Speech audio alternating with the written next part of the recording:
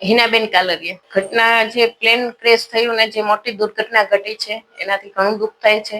એમાં આપણા મુખ્યમંત્રી રૂપાણી સાહેબ પણ હતા. હું બધાને શ્રદ્ધાંજલિ પાઠવું છું અને એમના પેરેન્ટ્સને એ લોકોને સગાવાલાને બધાને એવી શક્તિ આપે પ્રભુ કે આ દુઃખ સહન કરવાની શક્તિ આપે.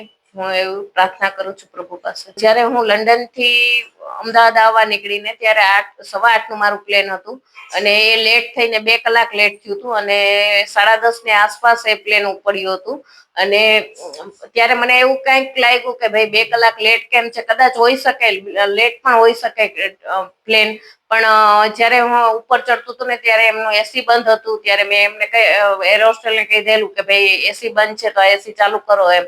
અને જ્યારે મેં ડિસ્પ્લે ચાલુ કરી તો એ ડિસ્પ્લે પણ બંધ હતી અને ડિસ્પ્લેમાં કાંઈ જ નહોતું આવતું. મને ના પાડી હતી એર હોસ્ટેલે કે એમને ટચ નહીં કરતા, તમારે એન્જોય કરવું હોય તો તમારા મોબાઈલમાં કરો, બધી ડિસ્પ્લે બંધ છે. અને કંઈક અવાજ પણ આવતો હતો જ્યારે ઉપર થયું ને ચાલુ, ઉપર ચડ્યું ને ચાલુ થયું ત્યારે ઘણો અવાજ આવતો હતો પ્લેનમાં. કદાચ જૂનું પ્લેન હોય એટલે પણ બની શકે. અને જ્યારે નીચે ઉતર્યું ત્યારે મેં લીગલી એવું લાગ્યું હતું કે કંઈક ને કંઈક તો આમાં પ્રોબ્લેમ છે જ.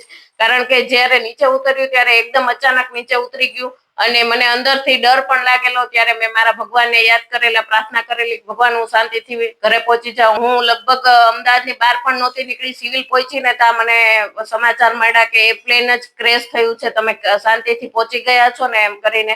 તો મને ઘણો અંદરથી ડર લાગ્યો ને હું પ્રભુની કૃપાથી ઘરે શાંતિથી પહોંચી ગઈ.